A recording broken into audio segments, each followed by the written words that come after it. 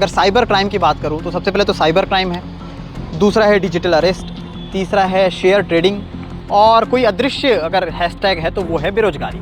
उसके बाद इन्होंने फिर पैसा लगाया। उस पैसे लगाने की रकम जो अंकों में बताऊं तो 83 लाख रुपए थी। बहुत होती है, लेकिन जो वेल एजुकेटेड हैं वो फंसते हैं। तो एक बार ऐसा लगता है कि यार ये कैसे हो गया। लोग डिजिटल अरेस्ट हो रहे हैं, खुद को अरेस्ट मान ले रहे हैं और जैसे सेक्सटॉर्शन हो गया, एक्सटॉर्शन हो गया, ऐसे तमाम सारी चीज़ें जो है लगातार होती रहती हैं। आजकल अगर आप गूगल में सबसे ज़्यादा ट्रेंडिंग में अगर कोई सोशल मीडिया प्लेटफॉर्म पर कोई विषय देखते होंगे हैशटैग में, तो सबसे ज़्यादा अगर साइबर क्राइम की बात करूं तो सबसे पहले तो साइबर क्राइम है, दूसरा है डिजिटल अरेस्ट, तीसरा है शेयर ट्रेडिंग और कोई अदृश्य अगर हैशटैग है तो वो है बेरोजगारी। बेरोजगारी पर काफ़ी सारे सवाल जवाब होते रहते हैं, उस पर कोई परिणाम नहीं निकलता, कोई हल नहीं निकलता और जिस पर हल निकालना चाहिए वो और भी ज़्यादा जो है कॉम्प्लिकेटेड होता जा रहा है। किस विषय पर बात कर रहा हूँ ये धीरे से इसका भेद खोलूँगा। सबसे पहले आपको बता दूँ कि शेयर ट्रेडिंग से जुड़े बहुत सारे जगह जगह जो है ब्रांच खुल गए हैं, जहाँ पर लोग सिखा रहे हैं कि बाज़ार में पैसा कहाँ निवेश करना है, कब निवेश करना है, किस किस डेट को निवेश करना है, तमाम सारी चीज़ें। जितनी तेज़ी से वो ब्रांच खुल रहे हैं उतनी ही तेज़ी से मामले भी बढ़ रहे हैं। मैं ये नहीं कह रहा हूँ कि ब्रांच की वजह से मामले बढ़ रहे हैं, लेकिन शेयर ट्रेडिंग के जो मामले हैं वो भी काफ़ी ज़्यादा जो है बढ़े हैं। पुलिस अपनी तरफ से चौकन्ना रहने के लिए 1930 एक नंबर जारी करती है। इस नंबर पे आप कंप्लेन कर सकते हैं। उसके बावजूद भी लोग डिजिटल अरेस्ट हो रहे हैं, खुद को अरेस्ट मान ले रहे हैं और जैसे सेक्सटॉर्शन हो गया, एक्सटॉर्शन हो गया, ऐसे तमाम सारी चीज़ें जो हैं लगातार होती रहती हैं। आज जिस खबर को बताने के लिए मैं यहाँ पर आया हूँ वो दरअसल ये है कि दुर्ग के एक दवा कारोबारी हैं, दवा का कारोबार करते हैं और उनको सोशल मीडिया जब वो स्क्रॉल कर रहे थे उसी दौरान उन्हें एक मैसेज आता है। मैसेज में था कि आप अपना पैसा जो है इस बाज़ार पे निवेश करिए और उसके बाद आपको ऐसे ऐसे फ़ायदे मिलेंगे।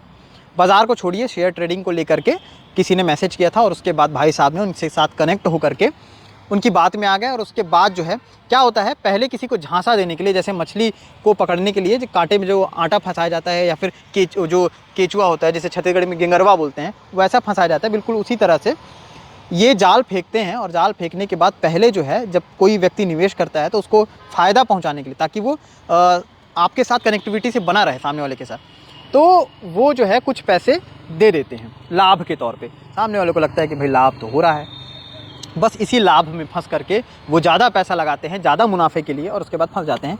वैसा ही दवा कारोबारी के साथ हुआ। सबसे पहले तो इन्हें कुछ पैसों की डिमांड की गई, इन्होंने पैसा लगाया, इनको लाभ हुआ तो ये खुश हुए।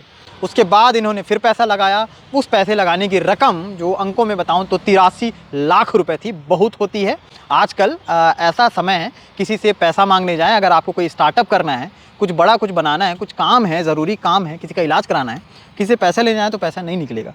लेकिन पता नहीं क्यों ऐसे पैसे ऐसे ऐसे जगहों पर निकल जाते हैं जहाँ से पैसे वापस ही नहीं आते। भाई साहब ने 83 लाख रुपए दे दिए और उसके बाद पैसे वापस नहीं आए। उसके बाद इन्होंने 1930 जो 1930 नंबर आया है उस पर कॉल किया और साइबर फ्रॉड से जुड़ी जो कंप्लेन अपनी दर्ज कराई। दर्ज कराने के बाद पुलिस ने जांच पड़ताल शुरू की और तत्काल संज्ञान में लेते हुए 42 लाख रुपए जो है खाते में होल्ड किया। खाते की जाँच की जा रही है। जिस खाते से लेन देन हुआ था, जिस खाते से लेन देन पहले भी हो चुका था, उस खाते से जाँच की जा रही है। हमारे शहर में बहुत पहले एक एसपी थे, बहुत फेमस एसपी थे, डॉक्टर अभिषेक पल्लव। उन्होंने खुद अपने जो सहकर्मी थे उनके साथ बैठ करके एक वीडियो भी बनाया था। उस वीडियो में उन्होंने बताया भी था कि कैसे ऑनलाइन फ्रॉड होता है, कैसे लोग निवेश करने के लिए आपको बताते हैं, कैसे नए नए जो है जाल फंसाते हैं, नए नए जो उपहार देने की कोशिश करते हैं और इस उपहार में आपकी हार छिपी होती है जो आप समझ नहीं पाते और उसके बाद ऐसे चंगुल में फंस जाते हैं। बिल्कुल वैसा ही यहाँ पर भी हुआ। और ये दवा कारोबारी, दुर्ग के दवा कारोबारी का इकलौता मामला नहीं है। इससे पहले ऐसे तमाम मामले हैं और तमाम लिस्ट निकाली जाए तो कहीं कोई सीए है, कहीं कोई डॉक्टर है, कहीं कोई इंजीनियर है, कहीं कोई बड़े से बड़े पद पे है। मतलब उद्योगपति से लेकर के तमाम वो लोग जो अच्छे खासे पोस्ट पे हैं, वो ही लोग ऐसे चंगुल में फंस रहे हैं। अब जो ग्रामीण क्षेत्र के लोग हैं उनको कोई लेना देना नहीं। जो ऐसे लोग हैं जिनके पास पैसा नहीं है वो तो फंसेंगे भी नहीं, लेकिन जो वेल एजुकेटेड हैं वो फंसते हैं। तो एक बार ऐसा लगता है कि यार ये कैसे हो गया, क्योंकि ऑनलाइन इंटरनेट का जाल तो फंसाने के लिए है, कहीं अच्छे रूप में और कहीं बुरे रूप में। बुरे रूप में फंसते हुए तादाद जो है लगातार बढ़ रहे हैं। अब तो वेब सीरीज़ भी आने लगे हैं। इससे पहले भी कई वेब सीरीज़ बन चुके हैं, जैसा कि मैं बात करूँ जमतारा की। जामताड़ा एक ऐसा जगह है जहाँ पर जो स्लम एरिया है, जहाँ पर बहुत ज़्यादा कोई अच्छी स्थिति नहीं है एजुकेशन को लेकर के, लेकिन वहाँ पर हर घर में हर दूसरा व्यक्ति जो है फ्रॉड करता है, ऑनलाइन फ्रॉड करता है। वहाँ पर पुलिस भी कभी कभी जाने से डरती है, कभी कभार पहुँच जाती है तो जान पहचान वाली पुलिस होती है।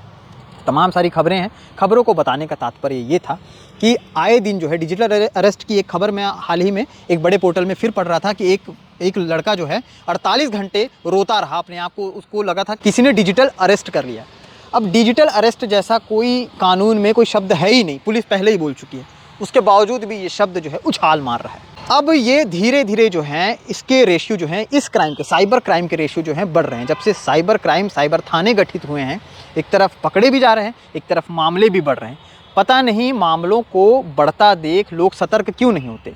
वो सिर्फ इसलिए या फिर नहीं होते कि उन्हें और पैसों की ज़रूरत है, और कितने पैसे आप कमा लेंगे और वाजिब ढंग से कमाए हुए पैसे तो आपके पास हैं, उसे और डबल करने की कोशिश में न जाने आप किस स्थिति में आकर के अपने आप को ला करके खड़े कर देंगे। 25 दिन में पैसा कमाने की ये जो योजना है, ये योजना आजकल दिन भी बढ़ रहे हैं और पैसे भी बढ़ रहे हैं। तो तमाम सारी ऐसी चीज़ें हैं, हर छोटी सी छोटी चीज़ों में बड़ी सी बड़ी खबर होती है। अगर इसे समझ पाएँ तो आप भी अपना पैसा कहीं निवेश करने से पहले 10 बार सोचें, 10 लोगों से पूछें, फिर अपना दिमाग लगाएं कि इसको करना है या नहीं करना है। और नहीं, अगर आपको करना ही है तो 1930 अपने दिमाग में डाल लीजिए, ये नंबर आपके बहुत काम आने वाला है। शुक्रिया।